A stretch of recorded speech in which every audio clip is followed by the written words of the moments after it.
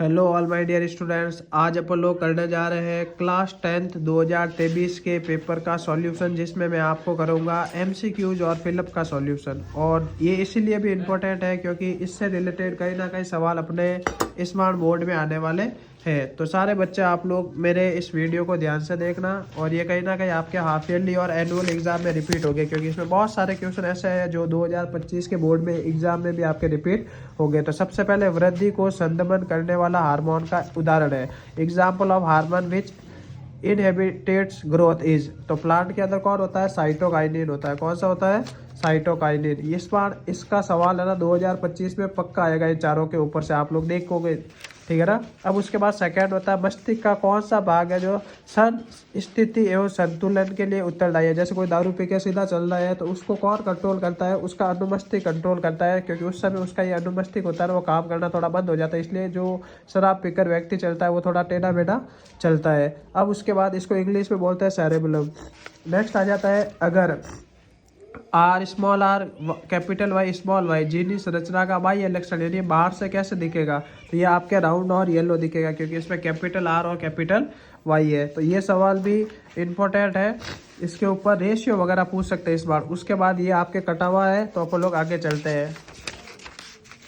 अब उसके बाद आपके राजस्थान में जल संग्रहण की पुरानी विधि। तो इंडिया राजस्थान के अंदर वाटर को कैसे हार्वेस्ट करते हैं? खादी द्वारा। ये एसएसटी के काम का है, और एसएसटी में इसके ऊपर पक्का सवाल आएगा। अब उसके बाद देखिए इसके अंदर अगर इंसिडेंट एंगल 30 है, एंगल ऑफ इंसिडेंट 30 है, तो एंगल ऑफ रिफ्लेक्टेड भी कितना होगा? 30 ही होगा। ऐसा सवाल आपके पक्का आएगा 2025 के अंदर, जो आपके न्यूमेरिकल में भी पूछ सकता है। जरूरी नहीं है कि आप लोगों से एमसीक्यूज में भी पूछे।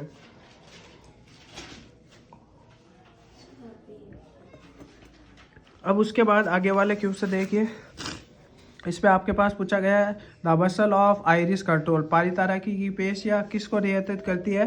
पुतली के साइज को। तो साइज ऑफ पुपिल इसको आपको कंट्रोल करती है। उसके बाद किलोवाट घंटा किसकी यूनिट यानी मात्रक होता है? पावर का होता है, शक्ति का होता है, ठीक है ना।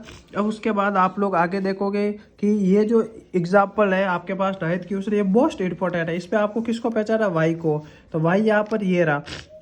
तो सीरीज के अंदर कौन कनेक्ट होता है? आप सबको पता है आर मीटर कनेक्ट होता है, और पैरेलल कौन कनेक्ट होता है? वोल्ट मीटर कनेक्ट होता है। पैरेलल वाला इस बार आपके आ जाएगा। जैसे अगर यहाँ एक्स लिखा हुआ और बोलता है एक्स को पहचानो, तो एक्स आपके वोल्ट मीटर हो जाता है। ऐसा सवाल आपके पहले भी बोर्ड में आ चुके हो, ये मोस्ट इंपॉर्टेंट क्वेश्चन है, ऐसा सवाल आएगा ही आएगा। अब उसके बाद देखिए आगे वाला क्वेश्चन, चांदी काला पड़ना, लोहा भूरा होना, ये सब कॉरोजन यानी संसारण के एग्जाम्पल है। अब उसके बाद यहाँ पे आपको एल्यूमिनियम, फेरस और जिंक को असेंडिंग ऑर्डर यानी अभिक्रियाशीलता के बढ़ते हुए क्रम में रखना है। तो सबसे कम अभिक्रियाशील आपके फेरस लोहा होता है, उससे ज़्यादा जिंक होता है, और सबसे ज़्यादा आपके एल्यूमिनियम होता है। यह आपके रिएक्टिविटी सीरीज यानी सक्रियता श्रेणी से सवाल आया है, तो आप लोग उसको जरूर देखना। ये भी ऐसा सवाल आपके एग्जाम में आ गया तो आप लोगों के लिए प्रॉब्लम क्रिएट कर लेगा, और ऐसा सवाल इस बार आएगा ही आएगा। और सबसे मोस्ट इम्पोर्टेंट जो सवाल है, एस्टर कैसे बनता है, जो आपके ए बी ऐसा 12th क्लास के अंदर सवाल आता है। तो सबको पता है एसिटिक एसिड प्लस एथेनॉल को मिलाता है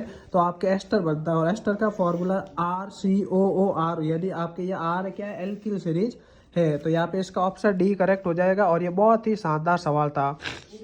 ये मोस्ट इंपॉर्टेंट क्वेश्चन है, इसके ऊपर आपके रिएक्शन लिखना वगैरह, लैंग्वेज के अंदर वगैरह ऐसे क्वेश्चन आएंगे। अब उसके बाद अपन लोग फिलअप करते हैं, लार के अंदर कौन सा आपके एंजाइम होता है? एमिलेज होता है। उसके बाद यहाँ पे कायिक प्रवर्धन का ये भी लाभ है कि इसमें सारे पौधे जो होते हैं आनुवांशिक रूप के क्या होते हैं? समान, एक जैसे दिखते हैं। जैसे आलू बोओगे तो आपको वापस एक जैसा आलू ही मिलेगा। अब उसके बाद वह पदार्थ जो जैविक प्रक्रम द्वारा अपघटित हो जाते हैं, यानी बायोलॉजिकल प्रोसेस द्वारा डीकम्पोज हो जाते हैं, उनको बोलता है जैव निम्न करणीय पदार्थ।